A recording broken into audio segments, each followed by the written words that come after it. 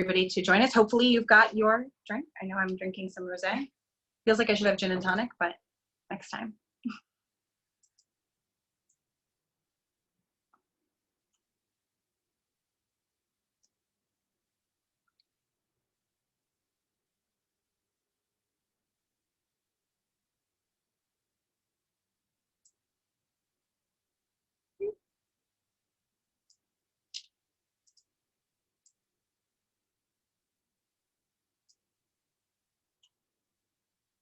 Okay. Were you So able to get in there? I think so. Oh, wow. We have 53 people. Hello, 53 people. Hi, everyone. Thanks for joining us for happy hour.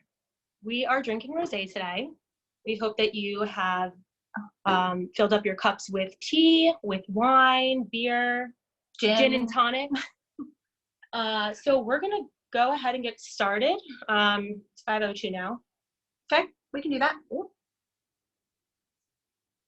All right, so basically we just thought, everybody's cooped up in their house, so why not share with each other, being cooped up, and talk a little bit about our travels, because I know for me, it has been a very challenging couple of weeks being in the house, not getting to see my friends, but more importantly, all of these trips that I had planned over the next couple of months are kind of getting shifted, and we have a lot of clients who are having to shift, but the good news is that the world will open back up and we will all heal from this. But in the meantime, we just last year, we were in Uganda and Rwanda. This time last year, actually landed back home today. So we thought it would be a really great opportunity to talk about our trip. And instead of talking about, all the different properties that we saw and all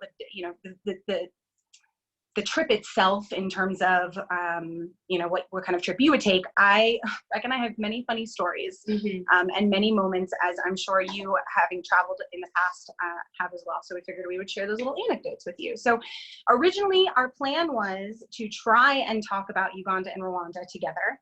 And as yesterday we were going through it together, and it was like, we had so many stories and so much to tell that we thought it was best to separate the two. So we're going to have part two. We're going to send out an email to you, and we're going to poll you and ask you when the next best time for us to get together to talk about that. Because after about an hour and 15 minutes, we realized, wow, we really crammed a lot into this trip. So hopefully you'll enjoy the journey with us as we go through it. So just a couple photos of we realized we didn't have a whole lot of photos together. We were there taking photos of each other, but just, a quick little intro and some images there. This is what we look like. Great. So, and there is, I'm managing the chat box. So if you have questions along the way, this is an open discussion. So please feel free to pop in and ask whatever questions you might have as it relates to what we're speaking about, or any questions that you might have in general, and hopefully we'll be able to answer those questions for you. All right, so first slide up here is we kick off our trip in Entebbe. In Entebbe, yeah, we actually routed through, we flew Orlando through Doha and landed in Entebbe, and it was we didn't really know what to expect. No, I don't think anybody ever really knows what to expect when they're traveling to a country they've never been to, though, right? Yeah, but Entebbe was beautiful and lush and green, and it's right on Lake Victoria, right? And we stayed at hotel number 5. Yep. Which is, I think, our top choice in Entebbe. Definitely, it was the beautiful. Boutique hotel. The staff was wonderful. The grounds were lush, and we'll get to that. We'll show you a video. Pictures. Yeah. But we didn't get to spend as much time in it as Entebbe as we'd liked. But you have a favorite activity that you like to send clients to, the Chimp Island. Oh yeah, that's right. So when we do educationals, it is pretty fast paced. We don't really get a whole lot of time to just kind of tuck into the place that we are, which is okay because we've got a lot of ground to cover. But I've had some clients who have been able to have this experience where they get to go and they get to interact with this chimp sanctuary. There we go. So you go to this island and you get to interact with them. Now there's like this whole level of vaccines that you have to get to do actually go into the enclosure. But from our perspective, it's all about conservation and it's all about education. And so this is a really cool opportunity for you to interact with these And chimpanzees it's a full and learn day, about it. Yeah. right? So it requires that you spend more than just one night in Entebbe. Right. Which we didn't get, but that's okay because of clients who've done it and they've absolutely loved it. So it just means we have to go back, right? Every time I travel, I know I'm like, man, I just got to come back to this place. Yeah. Something else I need to see. All right. So we'll show you. One of the things I always say is that when you are in Africa, you will never go hungry. They feed you well and they feed you often. And there's always a good drink to complement it too. So there's just a couple mouth-watering images. And I think what shocked us the most about this was, I mean, look at that presentation. You can't, it was. We had to look around for a second. We were like, are we in Uganda at hotel number 5 or a Michelin star restaurant? Like the food was phenomenal. Yeah, I couldn't believe it. It was delicious. It was fantastic. So, and you can see the presentation itself. That third image with the little 2 sticks, that's actually ice cream that they made there, and some like biscotti type crackers to complement it. Yeah. So, the next slide. We're going to show you a quick little video of the accommodation, and again, you can just see that it is lush and it is green. And I really wish I had a chance to swim in that pool because I probably could stay there for like several days and it wouldn't get old. And we like this property because it caters to all types of travelers, families, honeymooners, adventurers. Everybody. There's room configurations that fit, everybody. So we're there for one night. It's an in and an out, and we are tired already, but that's okay. We're in Africa. So we meet up with our guide the next morning who we find is going to actually be with us the entire time, which is so cool. And immediately we connect with our guide, Habib. He actually still sends me WhatsApp messages to like check in every once in a while, which is pretty cool. Yeah. And you can see the distance here. There are flights available, but we opted for the driving. We drove. Yeah. And it was, well, we had to do it so that we could recommend the best option for our clients. Right. So our recommendation from Entebbe to Murchison Falls, which is our next stop, is fly. It's a 7-hour drive, not including any stops. And there's not much to see on this route. So for that reason, we recommend flying. Yeah. Tom, I see that you just mentioned you still keep in touch with all your guides. It's so true, right? Like that's the thing about Africa is that the landscapes are beautiful and the animals are incredible. And oh my gosh, you're in Africa, but I think it's the people that get into your heart. Yeah. And the connection that you make with the locals and your guide. And I love it. He's telling me that they're great friends. So that's awesome. That gives me goosebumps to think about the people that I've met in Africa and how they've impacted my life. So, yeah. All right. So we opted, you can see it looks like a straight shot, but it is definitely not a straight shot. And we actually opted to drive through Kampala, which is, so Entebbe being the capital, Kampala is, it was cool. Our guide told us that everybody, like government lives in Entebbe and the tourists, like, it's very expensive in Entebbe, but everyone that lives in Kampala, everyone that lives in any of the outskirt villages or all throughout Uganda has a representative in Kampala. So like you need something, you call your person in Kampala. So we went a little bit out of the way just to. So Entebbe was like peaceful and quiet, and Kampala was just like bustling. Yeah. It was like the African city that you think of. Yeah, it totally was. And interesting things that you see along the way. I remember looking through my car at one point and I was like, there's this guy on a motorbike with a chicken dangling from the back of it. And that's this one right here. You can't probably tell because it's a smaller image, but that's a chicken upside down. Hanging on the back of a motorbike. And it's alive. And that's how they transport live chickens. Apparently because then the blood goes to their head and they don't like die or something. I don't know. Anyways. So you can kind of see it. Kampala is, it was a very bustling, and we stopped for our first like African snack. When you're on safari, they wine and dine you, as you could see from the images before. But when you've got this private guide who's taking you around, who's a local, he was like, oh, you got to have a Rolex. And we're like, the watch? We're like, okay, what? That's expensive. No, so you see in our hands right there, we're eating these Rolex, and it's this chapati bread, which is like flat and kind of like floury. Yeah. And it's grilled, and then they'll put all sorts of things in it, like eggs or vegetables or. So we were like on a mission since this was day 2 that we were going to try as many Rolexes as we could. And I think we did pretty good. Yeah.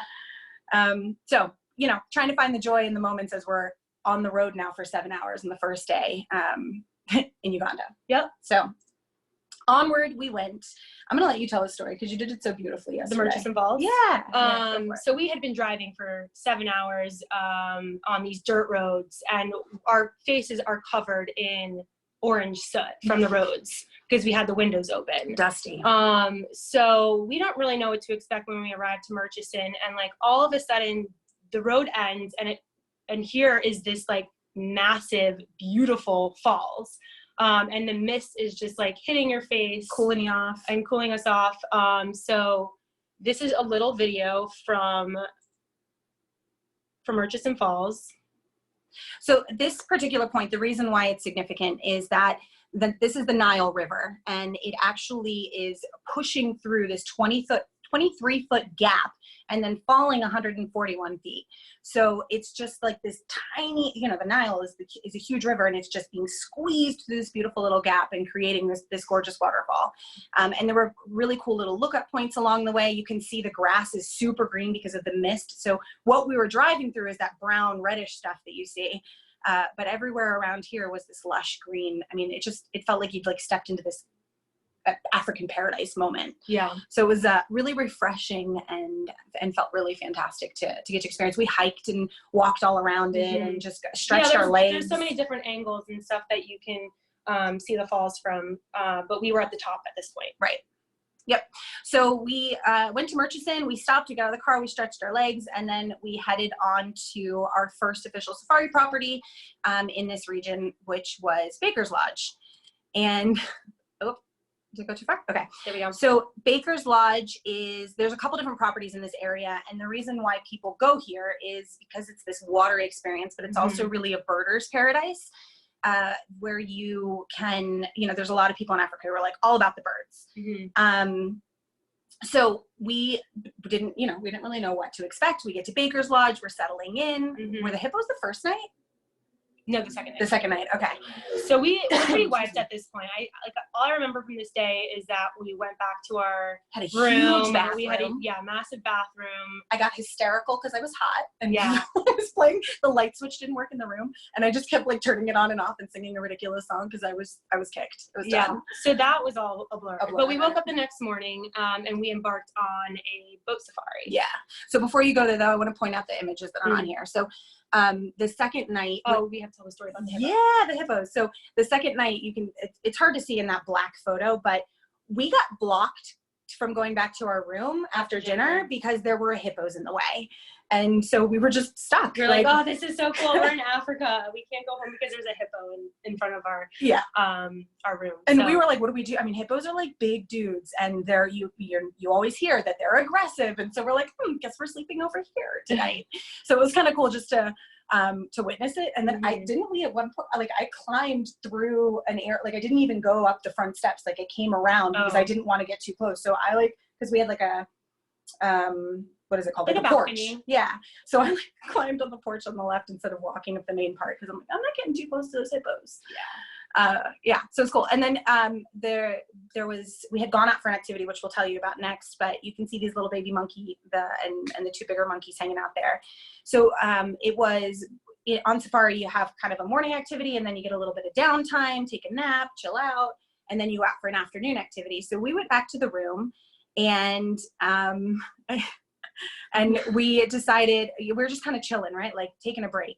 And it started to rain, and it was so beautiful, and it just was like quiet, and there was nobody around, and these little monkeys were like playing. And that was the sunset in the background. That was the backdrop of the monkeys. Of the monkeys playing, and like this soft rain falling. And I didn't even care that it was raining. I was just out there like getting as close as I could, taking pictures, watching them like chase each other. The little baby who could barely walk and was trying to figure himself out. So some of the slower moments are some of the most special. memorable. Yeah, exactly. No, so somebody just said no guide to bring you back to camp, not like Earth Lodge. So there was a guide that was walking us back, which is why we knew that the hippos were there, because that guide was actually shining the flashlight to be like, you need to stay put for a minute. So every time you're at one of these properties and there's wildlife around, they'll totally escort you. Yeah. But I was okay because I think we poured another glass of wine or two. And I think they were quite amused with us being ridiculous about these hippos. Like they were laughing at us quite a bit. But all right, so we head out on this morning boat safari, And anyone who's been to Botswana, I would say this is a really similar experience to like cruising through the Delta. You feel like you're, you know, on a safari boat, and there weren't very many other boats around. And our guide is saying, okay, now this is the place to see a shoebill. And I'm like, what's a shoebill, right? So, I mean, we didn't know. Apparently, Google it. If you've never seen a shoebill, it's like the ugliest bird. No offense to the shoebills, but it's really not a pretty bird, but it's super People say elusive. It's mythical because it's so hard to find. It's so elusive. Yeah, and it's a loner bird, so it kind of hangs out by itself and usually kind of tucked away. And so we're like, okay, all right, obviously this is what we've got to do. We've got to find a shoebill. Right. And within 5 minutes, our guide goes, oh, look. And there he was, just like chilling in the marsh. Yeah, and then after that, he was like, you know how many people come up here on their 10th, 11th, 12th safari looking for a shoebill? He goes, you're lucky. Right. And we're like, okay, all right, we did it, check. So we go out on this peaceful boat ride. Is this a video or no? No, okay. So that's what the boats look like. Yeah, it was very peaceful. It was very quiet. It was early morning. You just kind of felt like, you know, every time I'm in Africa, I feel like the sun is setting for me, and these experiences are happening, and I'm living in my own. It's a movie. World. It is a movie. Yeah. So then we so just a few pictures of the birds that we saw. They were really cool. I love that little guy. That kingfisher's on my business card. Yeah. That actually, the bottom one with the black and orange bill is the bird of the Ugandan bird. Yeah. So it's a pretty popular bird, but it's like their bird. And in Africa, you'll find that if there's an animal that is the country's animal, you get in big trouble if they find out you've killed one. Like big trouble, because it's their bird or their animal. So after the morning boat safari, we disembarked on an island. Well, it's a peninsula. Yep. Where our guide met us, and with the vehicle. So he took us from the boat on a game drive. And we didn't know what to expect, what animals we were going to see. And immediately, once we met up with Habib, he was like, I found a group of lions. I want to show you. And so I think within 10, 15 minutes, we were watching these lions play under a tree. The point of us taking this trip was not just to see the gorillas, which we'll get to, which of course is the highlight, but for us to really understand and know just what Uganda has to offer beyond the gorillas. Right. And we'd always heard, you know, it's not really a big game destination. It's good for birds. It's good for the primates. So this really surprised us to have such an incredible game viewing experience. And in East Africa, typically you have closed vehicles, right? So we were in the same vehicle throughout the duration, which meant that it had like doors and a roof and all of that. Now, those could be removed if you wanted, and it had the pop top. So we were standing out, and Habib goes back, turns to us, he goes, you're more than welcome to climb on top of the vehicle if you want. We're like, is this safe? What? Okay. So that picture of us in the bottom left is us sitting on top of our vehicle, just like cruising through this wilderness. Wind blowing through our hair. Yeah. And there were, I don't think we saw maybe one other car, maybe? Yeah. Did we even see one other car? Just the other person that was on our boat. Yep. Yeah. So who followed us the entire trip. We kept seeing her everywhere because she had the same circuit as us. Yeah, that's right. A Dutch lady.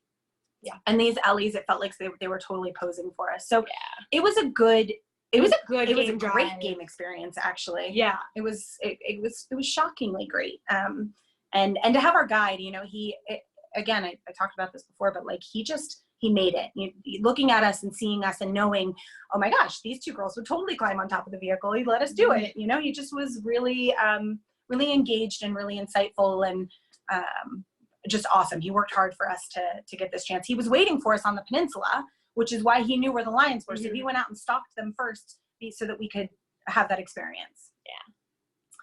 Yeah, totally true.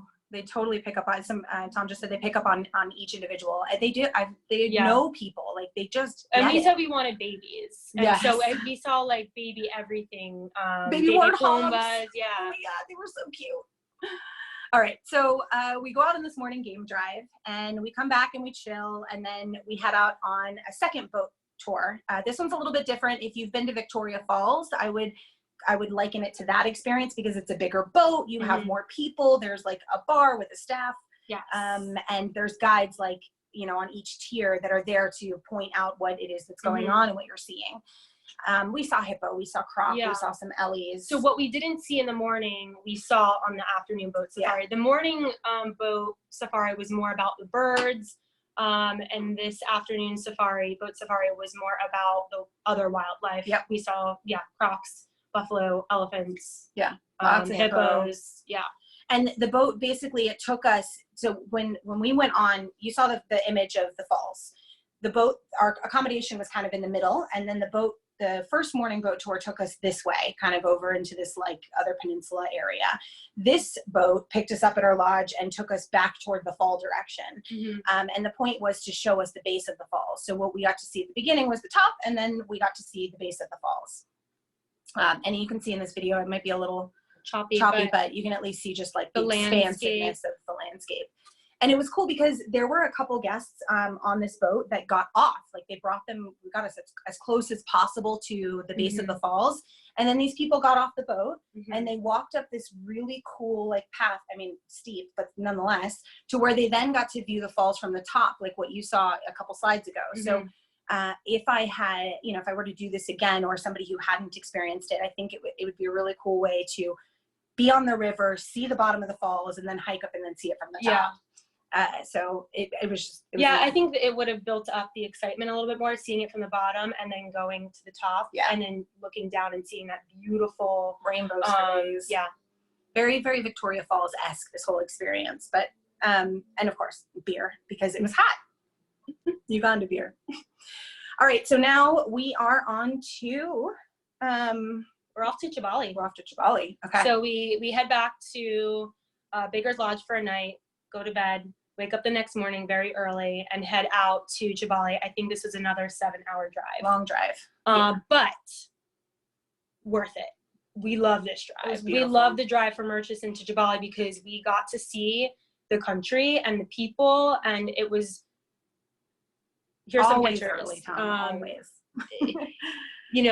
I always tell the story, like, it is the greenest of greens I've ever seen. There's banana plantations, tea plantations, coffee, just green plantations and beautiful landscape for days. And it's a cool stark contrast with the bright green and then the bright red orange clay, because all the roads are this clay roads in the red. So it was a really like stark, bright difference in the landscape. And we had the windows down and we had our Spotify playlists in our ear, and we were just like living the dream, driving. You see these kids that are waving to us. I at one point during the trip, I was like, I feel like I'm royalty, like, because the children literally would just bum rush and run up to you and wave and smile. They would hear, they know the sound of the safari vehicles, and they would hear it coming down the road, and they would run out of their houses and like wave. And we're like, what's going on? Like, why are they waving? Like, why is everyone waving at us? And it's because they're just so excited to see tourism coming through the areas that they live in, and because they benefit from it. So it was cool, really cool to see the kids. And so Habib again picked up on the fact that we love children, which we'll tell you about later. So we arrive at Chaininga Lodge. I want to mention, so we got a quick education that it's not pronounced Kibali or Chaininga Lodge, it's Ch. So we had to adjust and start pronouncing it the correct way, but so we get to this lodge, and beautiful, stunning. It's up on a hill that overlooks a sunken volcanic crater lake, and stairs for days, guys. Days, like so many stairs. So it was just prepping us for our hikes, right?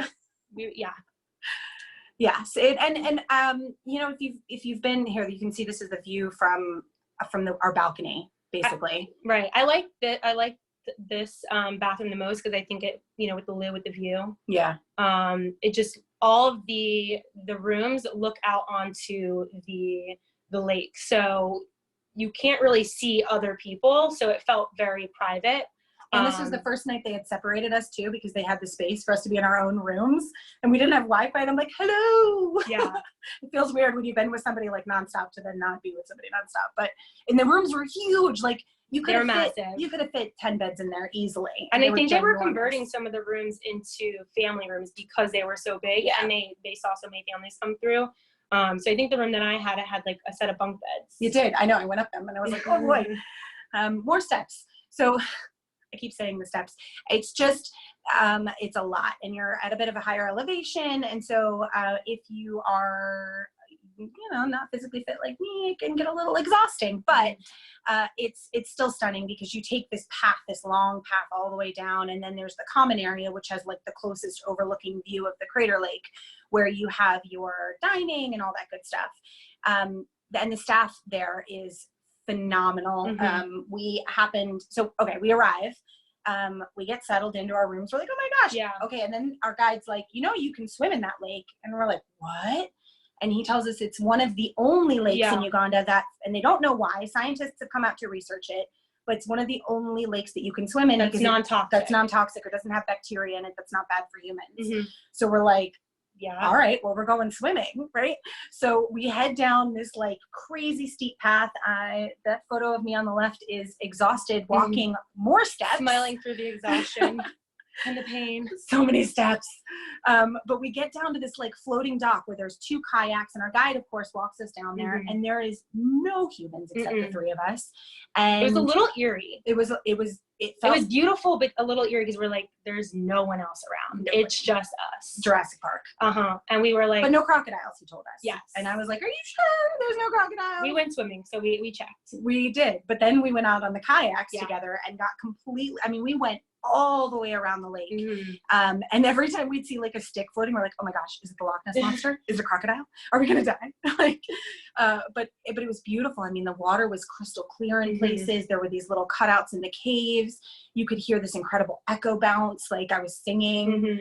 Of course. I left that video out. And actually what you can see on top of that is that the lodge not only has the kayaking and the swimming, but they also have, you can do like a crater walk all the way around where you can see birds. And I agreed, the adrenaline is part of the trip. But definitely the Chibale area deserves, I think, 3 nights. I agree. There's so much to do. We were only there for 1 night, and we still managed to do a lot, but the property that we were at specifically had a goat farm. So they had like baby goats, and they made their own goat cheese and which they use for a lot of their recipes. You can also do a village walk. Yep. So there's a lot of activities in Chibale other than just the chimps, which is what we were there for. Agreed. And the owner of this particular property, and this is so we come back that night after our little swim for dinner, right? And our guide sits and has dinner with us, and it's beautiful. And we're like, okay, we're going to have one more drink before we go to bed. 5 a.m. wake up call. Yeah, we're going to go to bed early. Yeah. Because we have to be up at 5 a.m. 5 a.m. wake up call. So we're like, yeah, it's fine. We're going to go get one more drink. We'll take it back to the room. Well, we happen upon the staff just sitting out on the balcony, like having a drink, including the owner and the manager. And so they're like, oh, join us. 3 hours later. Turns into a couple more drinks. And we were out there till like, I don't know, midnight talking to them. But it was cool. It was cool. And what we learned is that the owner of this particular property, like they do a lot of sporting events too. Remember, he talks about like a triathlon where they swim in a lake and then they bike and then they run. Wow. Yeah.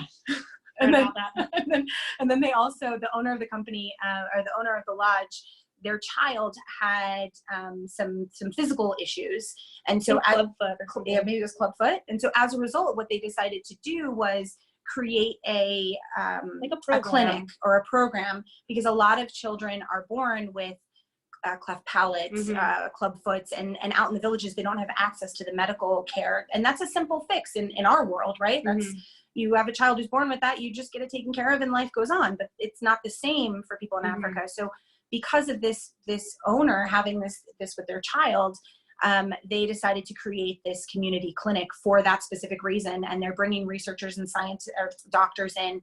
And as a result, there are people coming from all over the country, from villages, and bringing their children to this place to get this service. And that again, the goosebumps, it's the heart of the people in Africa that are really making this incredible impact. So, and every single lodge that I have ever been to has a story like that, in a way that they are not only helping us see the world from a different perspective, because what's more important than that, but they're also helping the community while also protecting the land and the animals. I mean, it's this beautiful thing, which I think we are also itching to get back into right now. But it's easy to get excited about and easy to be passionate about. So that was a very long story.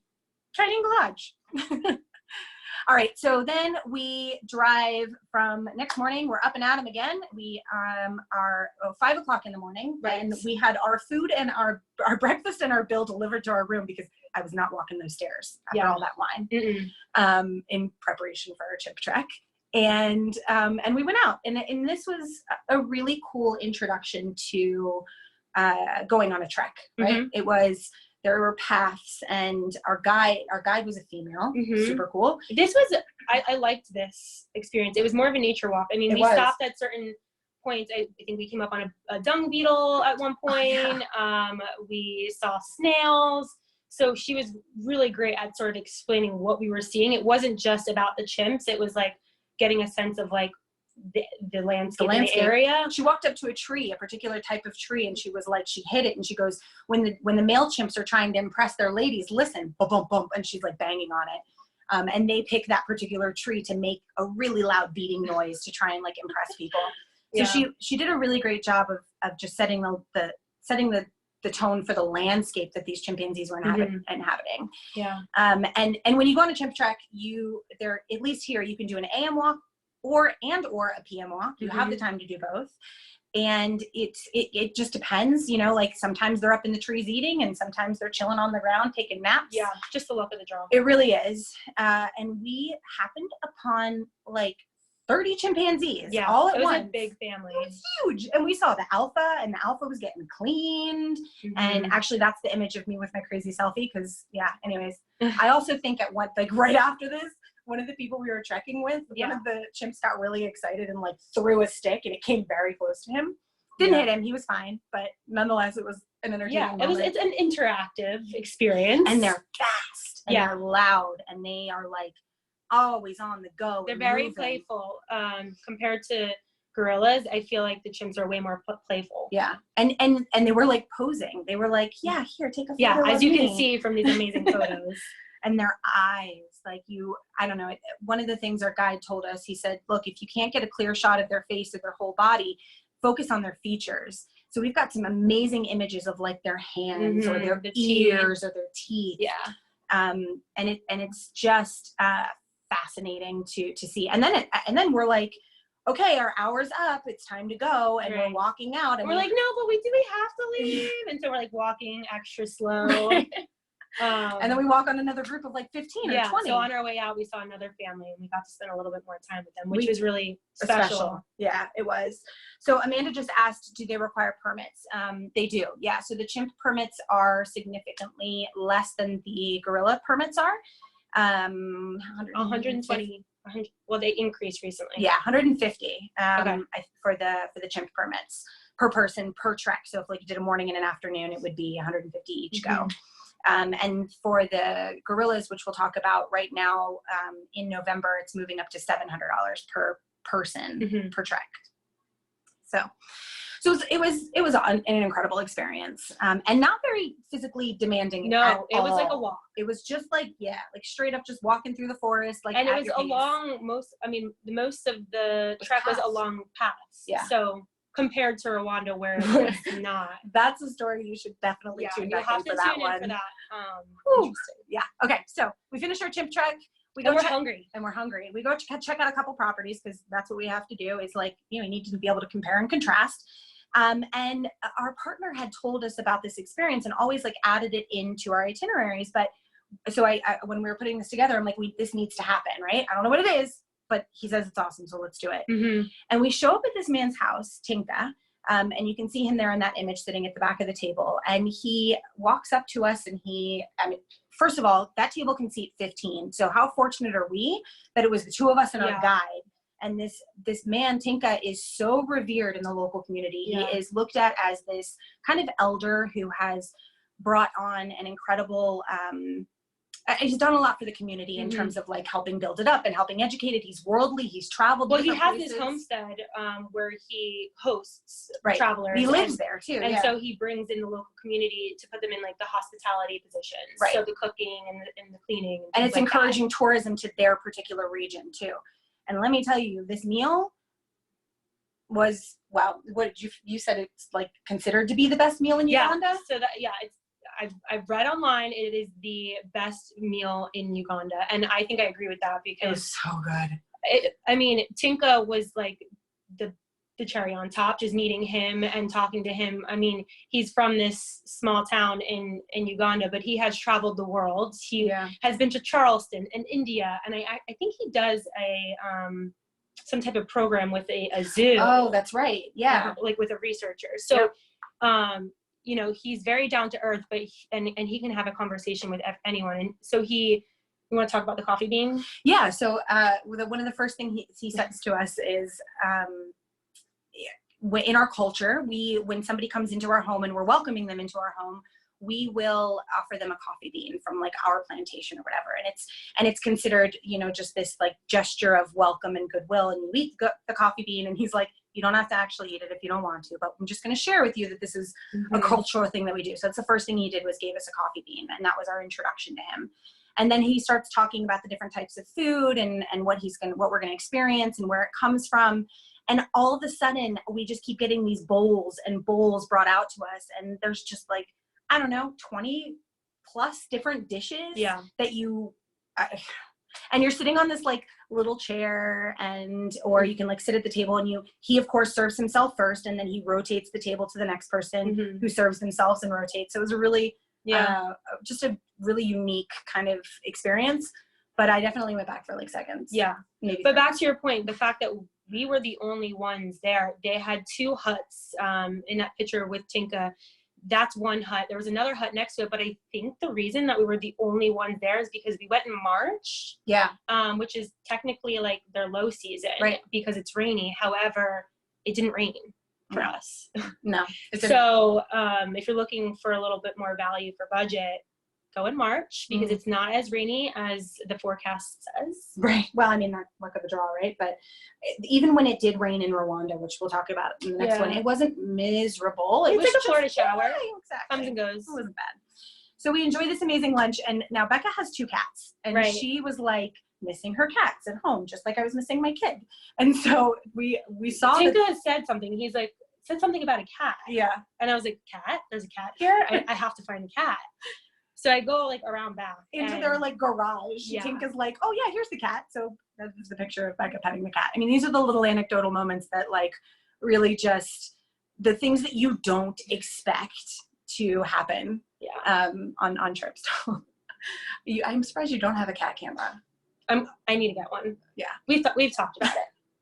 All right, so we leave Tinka's house and we head on to on a site inspection. And we try site inspections. For us is we may not have been able to stay there, but we want to go, we want to look, we want to feel, we want to talk, speak to the owners, look at the rooms, get a so we can find out like what makes sense for who and what properties we really want to support. And we wanted to highlight this one because of its beauty, because there are several different properties that access Chibali. And this one was just, it felt like these little sweet homey cottages. Yeah. And it's perched on this ridge. I'll play the video for you guys. Where you've got sweeping views on both sides. So you watch the sunrise on one side and you watch the sunset on the other. They had a ping pong table and a pool table and a spa. And so amenity wise, board games. Magazines, books. It just felt like a really comfy place to hang out, and like who wouldn't want to take a bath in that bathtub? I'm just saying. There was a lot of places to hang out. Like there was like a day bed with like little lights on it. You know, this dining area outdoors. So I liked it because of all of the outdoor areas. Oh, nice, Carrie.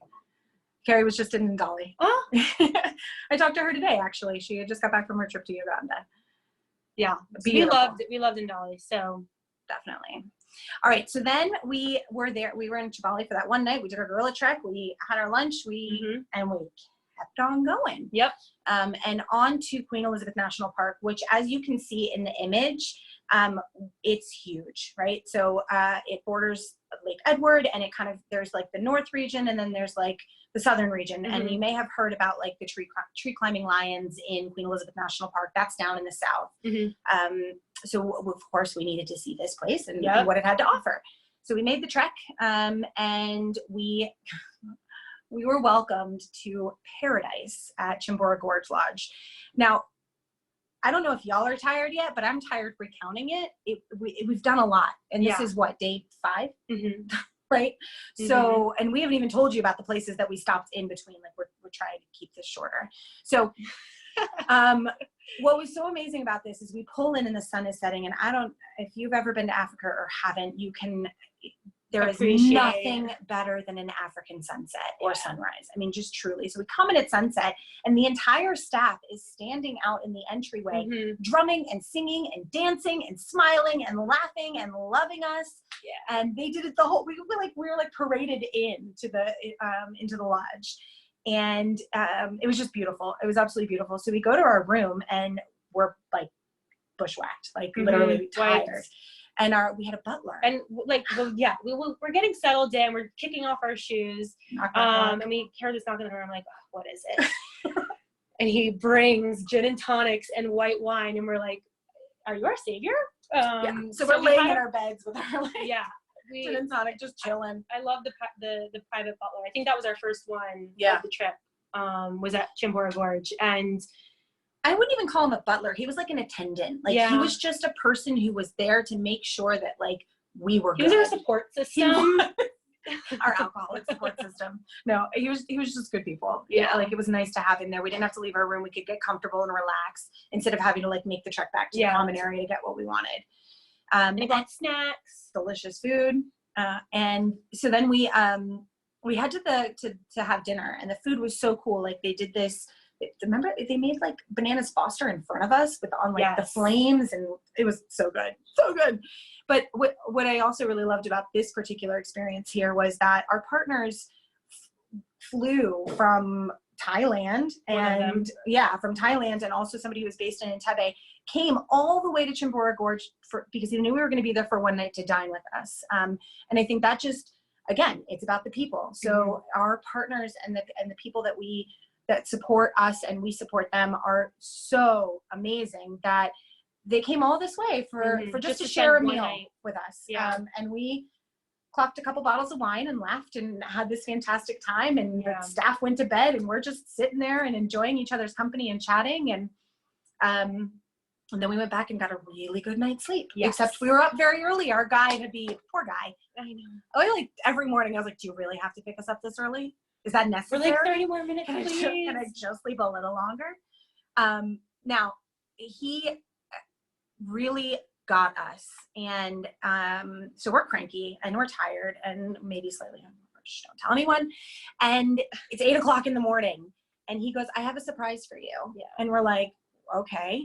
And he pulls into this school that he is a personal supporter of. Now, not a lot of people in Uganda have vehicles or drive or have access to other cultures, or even cultures that might be in a different part of the country. Like they stay in their little radius that they can walk to and from, right? So he said, I've got the surprise for you. So he pulls into this school that he supports, and he had organized it to where we walked in and they did this like dance presentation for us where all these kids were performing these local dances from different communities, different regions from all over. So they may not be able to go there, but they're learning about it through this education. And I have never gotten so many high fives and fist bumps in my life. Like these kids were thrilled to see us.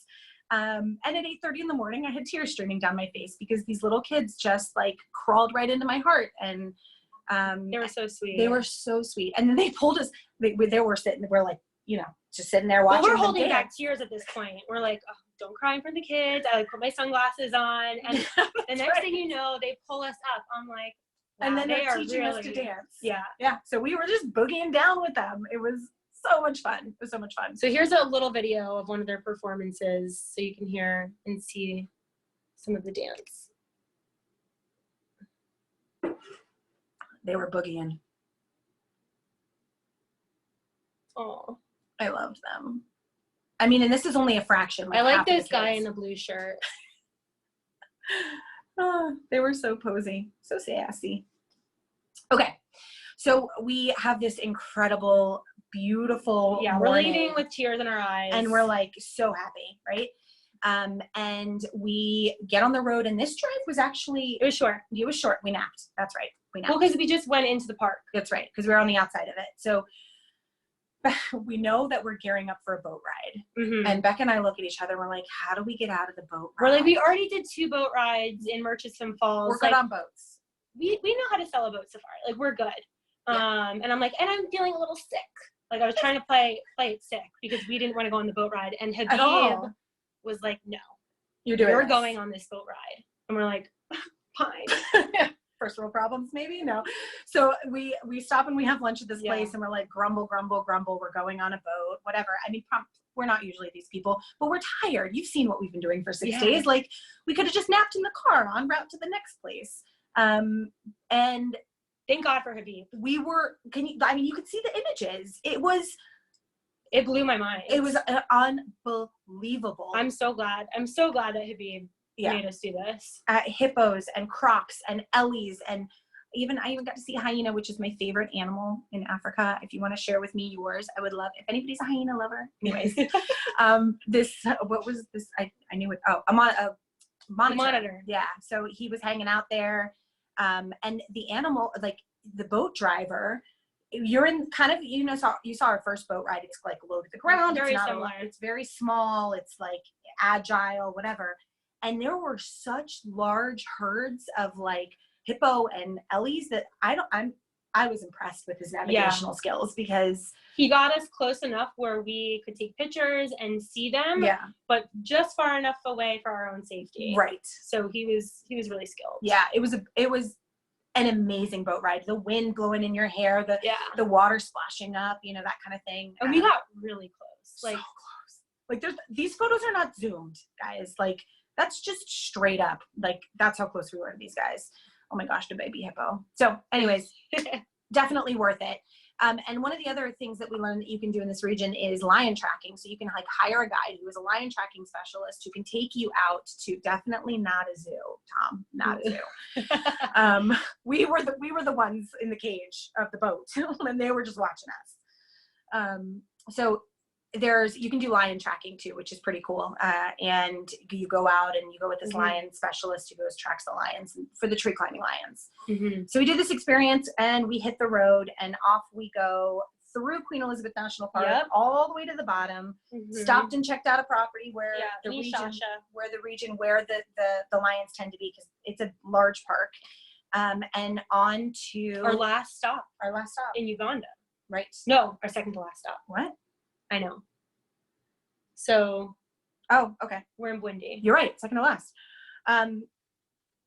So you saw the distance that we just came. We drove down to Bwindi, which is the national park that has the gorillas. And it's also connected to the national park, volcanoes that has the gorillas in Rwanda. And there's these volcanoes and the families sometimes will like cross over. But there are quite a few habituated families here in this. Well, Uganda actually has more than Rwanda. Right. Yeah. So we get to Gorilla Forest Camp, and it is, you can see it. It's just like a little garden paradise. That's what it felt like. And one of the things I loved about this place is, again, stairs. I don't know if you're getting that. There was a lot of stairs. So they had like halfway up the stairs, they're like, you're a little sign, you're almost there. And then at the very top, congratulations, you made it. It's like super cool. But you need the encouragement. You do. You do. But it's a 5-minute walk to park headquarters. Park headquarters. I don't think any other lodge is this close to park headquarters. No. Yeah. There's a couple, but like this is by far the closest. The one that we would pick. Like that is the prior, like our number one pick for a luxury. And it was like an understated luxury. Like they had these beautiful little like jars with fresh flowers in it, and then like a candle. It was simple. You said it's the best food you had on the trip. I thought that it was the best staff, best service, and best food of the whole trip. Yeah. They came into our laundry, like immediately whisked it off and then brought it right back. It was just super. They had South African wines like on the house. Yep. So yeah, we love our South African wines. So the Gorilla Forest Camp, they just actually, I think, opened up 2 new rooms. So it's gotten a little bigger. Which is good because it's hard to find space there. All right, so we have this amazing meal and we tuck in because we know this is it, right? This is the last cherry on top stop to our trip in Uganda. And it's pretty cool. We take the 5-minute walk. Habib walks with us, our guide. We say to Habib, I'm like, look, not fit. So like, let's not do hard. And I'm like, babies. Babies, that's all she cares about. So Habib goes in and he hooks us up with like the family, because the reality of it is that it just depends on where the gorillas happen to be that morning. And there are no 16 is the age limit to trek in Uganda, or the age like 16 and up. But I'm pretty sure that most of the lodges offer babysitting They services. do. So if you are traveling with kids that are younger than they will 16, totally mind your kid, hang out with your kids, give them really cool activities while parents go. Right. And there are other activities in the area other than gorilla trekking. Yeah. So you can go off and do gorilla trekking with your significant other, come back and do an afternoon activity with your children. Yeah, totally. So we get to park headquarters, and we're welcomed by these beautiful women who are part of a local organization that is supported by us showing up to trek these gorillas. And they do this beautiful song and dance, and Habib's working his magic. And he says to me in the car, he goes, there is no easy in Uganda. There is moderate. Moderate is easy. Everything starts at moderate. And I'm like, oh, great. Okay, well, we're hiring a porter, which is the best $20 I ever spent. Yeah. And I mean, seriously, it was amazing. It's a local guide or local like villager, and they all kind of cycle out every couple of weeks. And that $20 that they are able to be a porter once a month at least. Oh, right. So they have as many people on the list that allows them to cycle through at least once a month, right? Which means, but that $20 goes so far for them. And they are there to carry your backpack, which has been loaded down with your water and your drinks and your camera and your hand sanitizer and whatever else you feel like you need to bring. They're also there to lend a hand if you need a lift or a push. In my case, I had Becca's porter pushing and my porter pulling, and it's fine. I made it. But so necessary. So necessary. And but also a great way to support directly support somebody in because a lot of them too, we learned are former poachers, or they're the farmers, you know, in Uganda and in Rwanda, that the people make their living off the land, but the animals need the land. And so the tourism is then supporting these people financially so that the gorillas have room to grow and to expand. And it's just this symbiotic relationship that works out so beautifully. So if you go, hire a porter, hire two if you want. Or Carrie just mentioned, I have she just went with her mom, and they hired 12 porters for $300, and they literally carried her mom in a chair, so that she's a little bit older and maybe a little less agile. She was able to make it and see those gorillas and have that experience. So if you aren't as physically fit, and this is something that has always been a bucket list dream of yours to experience, they make it so that you can, and they will not let you quit. Trust me, they will make sure that you see the gorillas. I tried to stop in Rwanda. I was like, I can't. Okay, so quick little video from park headquarters, these awesome ladies giving us a performance.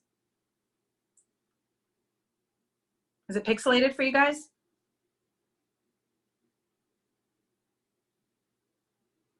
Okay. All right, we'll keep moving skipping along. Anyways, you get the vibe. So our guide gets us and says, okay, this is where you're going. He pulls us in our actual Habib, our guide. And we hop in a vehicle and with a couple other people. Right, because park headquarters isn't where you're starting your trek. Park headquarters is where you are allocated to a gorilla group, and then your group goes off to the trailhead. Because the max 8 people are allowed to go on these treks for the animals' purpose. So we hop in our vehicle, and the image you see on the right is our head tracker guide. She was awesome. And she, like, you get in the car, you get out to the spot, and she's like, okay, here's what we're gonna do. These are your two guides. They were armed with a gun, but it wasn't to like shoot any animals. It was just in case we, on the off chance, ran into an elephant, they would fire it into the air, and that would scare the elephant away. Right. But, you know, obviously they didn't have to fire it. It's just a precautionary thing. And then you've got your head guide who kind of leads the way. And we continue, we get dropped off in these like gorgeous hills. And there's these little villages and these people and these farmers, and you can see these adorable little kids who are posing for us, and their church that they go to. And we're going along, and our guide was super cool. She like had us hike for like a good 5 or 6 minutes, and then she turns around and she goes, okay, you come up to the front. So she took the slow people and she moved us to the front of the pack, if you will, so that we could set the pace for everyone else. And so there was no rush, there was no push. You need to everybody stop for was water. together. Yeah. And everybody supported everybody because they all knew we were here for the same reason. It wasn't cheap to get there. You know, like everybody wanted to have this experience and have share. fun and be comfortable. But that's what we forgot to mention, the hiking stick. When you go to most of these guerrilla lodges, they offer you a hiking stick and they say, take it or leave it. But we recommend you take it. Take it. On that note, definitely take the hiking stick because you're going to use that for so many different things. Like, it's not even about like moving it forward. It's like you might have to take a big step up, so you use it to kind of pull your body up to the step that you're moving on to, or something like that. I love it, Carrie. I love that she actually bought one when she was there and brought it home. They're beautiful. They're like carved with gorillas on the top, and you know that they're handmade probably by locals. So that's a really cool souvenir to bring home. So we get through the villages and we come up to this hill that you see in the large image. So we expect that once we're past the villages, okay, the gorillas must be close by. Right. No, we were mistaken. We have just made it to the top of the mountain. And so here's a video. Hopefully it's not as choppy, but just to give you an idea of like how impenetrable the forest is. I mean, it was super dense, super lush. I remember driving by and going, we're going into that? That's like crazy. So at this point, our hike has really just begun. 2 hours later. So our guides go down and they start with a machete and they're breaking down and you can see the sticks on the ground in the image of our guide because she's like macheteing everything down, and it's a little bit slippery. I mean, imagine you cut like a brand new bamboo stalk and it's like slick, right? So again, porters come in handy if you like lose your footing a little bit. And we went down that like steep area, and lo and behold, there were our trackers who had been there since the morning, staking out where the gorillas were located, on them, so that they could then communicate that to the ranger, who could then bring us there. And they stay there from the moment that these gorillas like wake up, and they stay there until they go to bed, so that they know kind of where they made their home, so they know where to start again the next morning. And it's a well-oiled machine. Their is. Process is, it's brilliant. Yeah. And they're supported by the local park, and they've got this home that they get to live in, and it's really neat. So we see the trackers, we're like, this is it, we found the gorillas. We've made it. So we leave our porters with our food, our backpacks. Right, that's one thing that we learned, is that you can't bring food too close to them. You're supposed to stay 6 feet away, because they can get just as much. They share 96% of our DNA, and so therefore they can absolutely get sick if we get sick. Which is why I know we're like not talking about everything going on in the world, but I'm really, really proud of Uganda for shutting down as quick as they did, because not only are they protecting the country itself, but they're also protecting the animals and the gorillas. So that made me really happy to see, despite everything. Anyway, so we go see the babies and the gorillas, and they were so chill. They were not bothered by us. Nope. No. The babies were like flipping, and I was definitely intimidated. Yeah. Because they're massive. They're like 3, 4, 5 times the size of us. So I didn't really know if they were going to hurt us or will they like us. Yeah. But they were really relaxed and calm. They were super chill. There was, a pregnant one that was carrying the baby, and they were just eating and hanging out, and the juveniles were jumping from the trees, and then like the silverback was huge. That's him right there, right? Is that maybe? It's hard to see. I think that might be. He looks big. He looks big.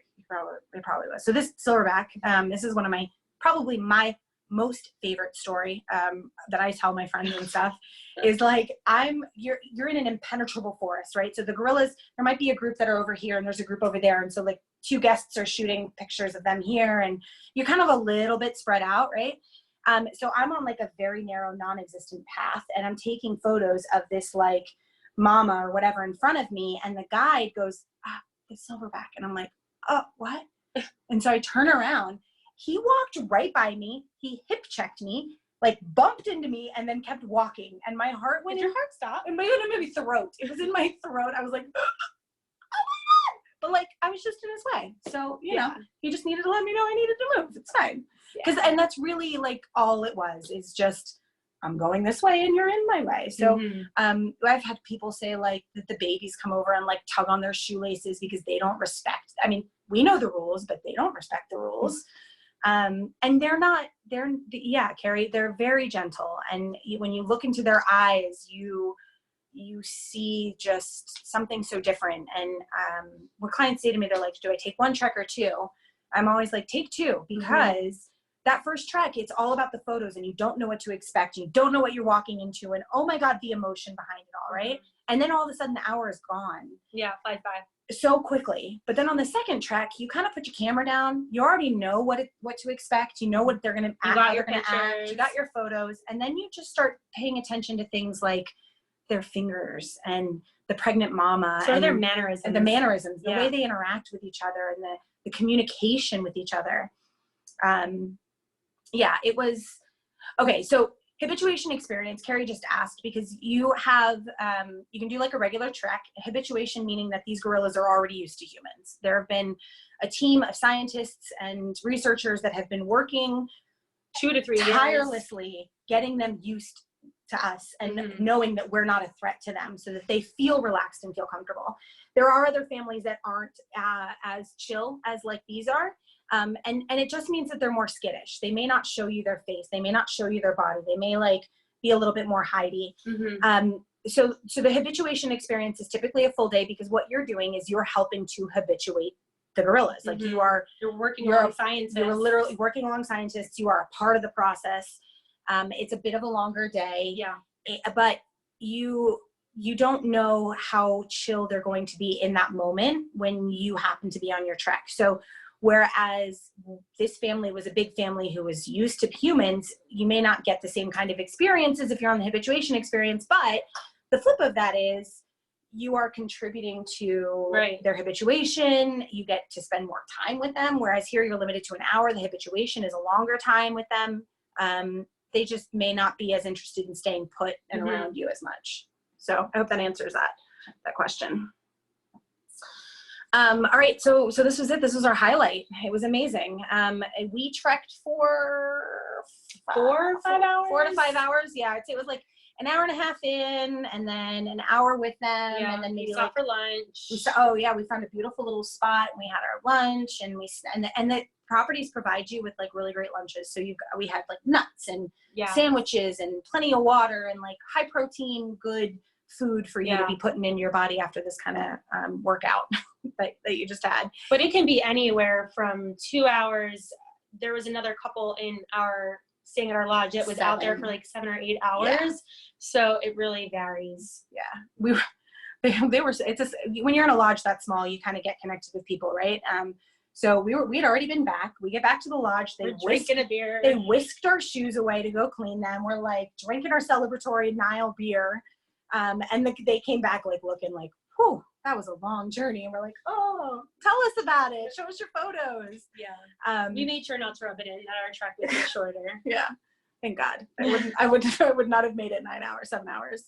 So we were settled in, we're drinking our beer, and Carrie's like, she literally was just there like a month ago. Similar experience for her.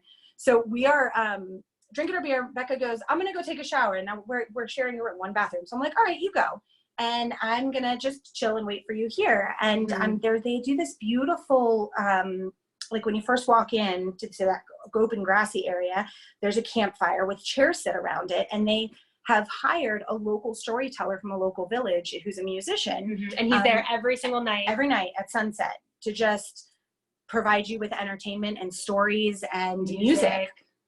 So Becca comes out of the room, and I'm sitting there like, I'm into music just as much as I am into travel. So I'm just like blown away by the beauty. Look at the sky. I mean, it was like cotton candy sky.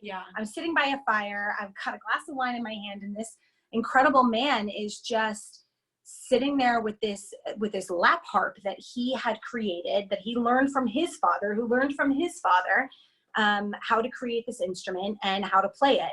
And then you can see in the very bottom of that image, I went and bought one that he had made, and he sat there and he was teaching me how to play this instrument. Like, what is this real life right now? So then and those were my exact words when that's what she said. After I was done, after I had showered and I went down to meet you at the campfire, I come up on Liz, you know, sitting there with her glass of wine and playing this instrument. And 2 seconds later, our guide Bee joins the local storyteller, and they create this little song together. So we're gonna play it for you. You can hear it, yeah. Are you guys able to hear this? I don't hear it on our end. Thanks, Tom. Okay, too slow. Well, we can probably send it out in an email. Well, I'll upload it. I'll do a little Facebook post. Yeah, some social media. Sort of in the coming days and weeks, uploading some of the images and stories that we've been sharing. Bye, Tom. Thank you so much for coming. Please, look, we're about to launch like a photo thing, so be prepared because I'd love to see your photos. Oh gosh, that's a great question, Carrie. She asked how I brought it back. That was the most awkward thing to be carrying around because it like didn't fit in my bag or anything. And we were already maxed out because we had brought like our cameras and our laptops and like all of our shoes and gear. I just, you know, tucked it under my arm and off. It found its way home somehow. It's currently in my mom's house actually because she's super into music too. So she researched it and started to learn how to play it and all that and tune it. You like hand tune it. It's really cool. So yeah, that was I think one of my top memories or most memorable moments was when Habib was, you know, singing along. Yeah. Habib has a beautiful voice. He's kind of a little local celebrity in terms. He's got like YouTube videos and it really has like there it is. It's called Inanga. My mother knows. She researched it. Thanks, Mom. Yeah. So it was amazing. And this was our second to last night, which I believe we still have one more night in Uganda. So we're like, all right, when we were planning the trip, we knew that we needed to experience the forest on both sides. Like we needed to see, there was another property. Yeah, there was another property on the other side that compares in terms of like level of service and luxury and what have you. So we wanted to go check that out too. And we needed to make our way, you know, along the route. So it made sense. But our choice was we could take this 5 to 6 hour hike through Buwindi, or we could get in the car for 7 hours and drive around it because it's impenetrable, so you can't go through. So we're like, let's hike it. Yeah. Now this was before we were on the trip and thought that was a good idea. It was, we go with our guide in the morning and he's it wasn't like steep. It wasn't a difficult hike until the very end. Right. It was just a long hike. Yeah. Yeah. Look, I say that now only because we were exhausted, but this is something I absolutely highly recommend if you have the time. Because what we were able to do is see the forest from a different perspective. And our guide even said to us, he goes, sometimes we see gorillas out here. We saw monkeys. We saw multiple different species of monkeys, tons of beautiful butterflies. Yeah. The way that the light shined through the forest, because it's so impenetrable and you could just like see the light like sparkling. I felt like we were walking along paths that like no one else has walked on before. Like I felt like we were exploring areas that have been like undiscovered. Yeah, it definitely felt untouched. Yeah. Do we want to, let's see, I think we have there. Okay, so here's our hike. And you can see, so there's like this waterfall hike that you can do, which is kind of cool. It's like a detour of like about 2 hours or so. So we opted to do that because we wanted to see the waterfalls. So I think we saw 3 waterfalls. Each at a different level. And there was, you could tell that like the roads, you can't drive in there, right? So you take these, the locals handcrafted the bridges that we were walking across. You could see some were older. You were stepping on rocks to cross like water. I mean, it was definitely not a path. We did get a porter again. Oh, we did hire a porter. Yeah, so you can also hire a porter for the hike across Buwindi. Yeah, totally. Sorry, I was just reading Daria's. Oh, I adopted a kitty and named her Buwindi. I love it. That's a great awesome name. Yeah, so it was a really, I love this hike. It was beautiful. It was we really stopped beautiful. and saw little caterpillars and butterflies. There's so many butterflies. I chased a blue butterfly for like a good 25 minutes just to get a photo of it. But that's the pace. It was very just be and feel and go stop and stop see. and smell and touch and get stung by a bee. No, so we were sitting on the waterfall. And very peaceful moment. Yeah, we were like in our zen, right? Like we were stacking rocks. Yeah. Stacking, like, see how many rocks you can stack. So I'm just chilling, having my like zen moment, but there were bees everywhere. And our guide was like, don't worry about it. They just want to taste you because you've been sweating and it tastes sweet. And I'm like, all right, bees are cool. I'm good with that. But I didn't know that when it was time to go, that there was a bee on my inside of my thigh. And so I stood up and I just bothered him. So I got stung. And that, these are the moments, right? Yeah. These are the stories. And that, of course, didn't detract from anything. And we had to take out the stinger. Yes. So, and all of our guides at this point were male. So we had to find like a little hidden, like, behind a branch spot. And if you've got to go to the bathroom when you're on this 7-hour hike, that's what you do. Yeah. But we had like wipes in our backpack. We were carrying backpacks. So we had the things that we knew we needed. So if we had something like that, we had our lunches on us too, that kind of thing. It was beautiful. The first section of the trek, like the first 2/3 of it, were just this lush, beautiful experience. And you can see in the bottom left photo, that tiny little path. So that path actually is used by locals. And it is, sorry, my battery's dying. We're like figuring this whole tech thing out, guys. That path is actually used by locals as like a transit for wares. So we did pass a couple local people on that particular path, but we went off the path quite a bit too. Yeah. And then the last part was just like uphill in the sun where we were only hiking from shady spot to shady spot. And then this like huge herd of cattle with ginormous horns are like a foot away from us. So it was like a little villager boy bringing the family's cattle down to the river for some water.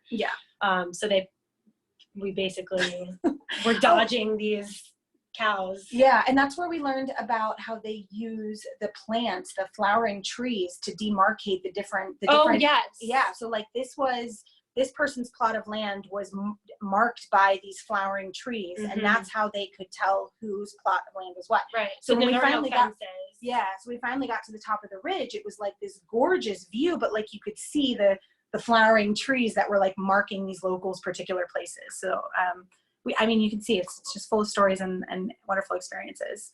So we get to clouds, which was the whole point of this, journey, is we want to get onto the other side and see this property. And then we get there and there's nobody at the property because we're off season. They like whisked our shoes away within 5 seconds and had slippers on our feet, which felt wonderful. And then they like showed us to our room, which was this 2-bedroom cottage. Massive. Warm, fluffy pastries, like fresh cold drinks. Becca got a foot massage. I went and got a regular massage because it was just we had time, this afternoon to just chill. The food was great. They had like a common area. They lit a fire for us. Stairs to the massage room, Carrie. That's exactly what I told Becca. I came back and I was like, wow, the massage was really relaxing, but the walk back was not. I should have just gotten the foot massage on the patio because... And I recommend the foot massage on the patio because you get views of Volcanoes National Park, which is that center photo. So you can see the volcanoes, which is really cool. Yeah, it was amazing. I think this property is great for groups and families. Totally. So much space. Carrie's like, I needed to know that foot massage detail a month ago. Sorry, Carrie. Oh goodness. So it was wonderful. So one thing to note about clouds, this is where you can do the habituation? No, with the local. Oh. The pygmies. The pygmies. That's right. Yeah, they're close by to this area. So if you want to have that experience with them, they're in this particular region of Windy. So you can go and have an interaction with them.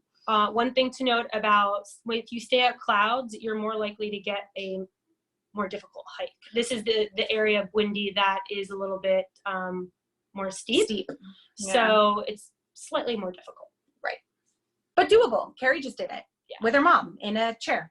So it's absolutely doable. Anybody can do this. And that was our last night. Yeah. Carrie just said her mom's 85 years old and she did like one of the most difficult hikes in Uganda. Incredible. So like I said at the beginning of this, I mean, we've already been chatting your ear off for over an hour now, and we haven't even touched the second half of our trip, which was Rwanda. So we're going to kind of leave you with this last slide that shows you what our experience was like when we crossed the border. So because we had a Ugandan guide and we needed to connect with our Rwandan guide, our guide drove us to the border. We hugged him, you know, said goodbye. We were very sad. We wanted him to go with us because we just bonded with him for the last like week and a half. And then we like walk with our bags into this room where we get like a hut where we get like a piece of paper, but I'm not sure what the ticket was for. No, when we took the ticket to the passport counter or to like the customs, and they asked us some questions and they printed off our visa, and then they instructed us to this white tent where we then got scanned for our temperature. And then beyond that, there was a table. That was the next one, right? Yeah, right, the next one is a table, police post, which was the police post where they went through all of our luggage. Right. And they were so amused, Carrie, you asked about the instrument. Man, they loved that instrument. It's like they'd never seen anything like it before. So they're smiling and playing it and trying to, like, in broken English, ask me if I knew how to play it, which I was like, no, I don't, but I'm going to learn. And then after they were done going through all of our stuff, then we already saw our vehicle across the border. So we then just walked with our luggage to our vehicle, met our new guide, and off we went into Rwanda, which hopefully you'll come back and join us for, because it is equally as beautiful. And it's different though. I think that there's a lot of different comparisons that we'll make. Definitely. You know, Rwanda has more luxury offerings, whereas, you know, as you've seen with Uganda, there's lots of different activities, so great for adventurers, still luxurious, but Rwanda definitely, you know, offers the most luxurious. So come back and journey with us through Rwanda. Yeah, totally. So if you, I've been storytelling, but also kind of reading along as we go through the chat box. Does anybody have any questions? I think we have the ability to like unmute you if you would like to speak, or if you want to pop some questions through on the chat box. I'm happy to, whoa, there's a lot of us on here. I'm happy to answer any questions that you might have. Oh, good. Amanda, I'm glad you enjoyed it. Hopefully everybody's like had a drink. I mean, I've had my drink. You need a refill. I need a refill. But this is a lot of fun. It's been, look, the world is a crazy place right now. And when we decided to do this, we wanted to do it because we wanted to connect with our friends and with our clients, and we wanted to just share the beauty and the spirit of Africa. But at the same time, it has lifted me and a little escape. It's brought me so much joy just to look through these photos, which I'm sure has been the same for you guys as you've gone through photos of your trip. I mean, you know, half the joy is planning it, then the other half is being on it, but it's the memories and the stories that really find their way into your heart, for sure. So we have a couple questions. So health shots, and for the same for both countries. Rwanda actually doesn't require yellow fever unless you're coming from a yellow fever endemic zone. So no, you could go to Rwanda without needing that. Malaria medication we pretty much recommend across the board for all, just because it's not worth the risk. But otherwise, you do need a visa to get into Rwanda. You do need permits, just the same. They're just twice the price in Rwanda for the gorilla trekking. Okay, so the Rwanda portion, we are going to send a follow-up email after this that's basically going to say, like, thanks. And if you didn't have a chance to attend, you know, here's the link so you can rewatch it. But then we're going to poll you guys because, you know, we got a little bit of feedback that 5 o'clock wasn't a good time. It was too early for some West people. Coast, and some people finish work at 5:30. So we're going to send out a poll and see what works best for you guys. Totally. So just respond to that email. Let us know. The plan is next week, either Tuesday, Thursday, and we've got like a 5 o'clock or a 7 o'clock slot. So whatever makes the most sense for you guys. Yay. I'm so glad you guys enjoyed it. Thank you for joining us. It was fun for us to be able to share this with you guys, for sure. Cool. So any other questions? Final thoughts? All right. Well, on that note, if you've got a drink in your hand, cheers. Cheers. Cheers to your health, to the health of the rest of the world, and the opportunity to hop on a plane really soon, hopefully. So here's to you, and here's to travel, and thanks for sharing this with us today. And hopefully we'll see you again soon. Reach out to us. If you don't have my email is liz@alluringafrica.com. She's Becca at.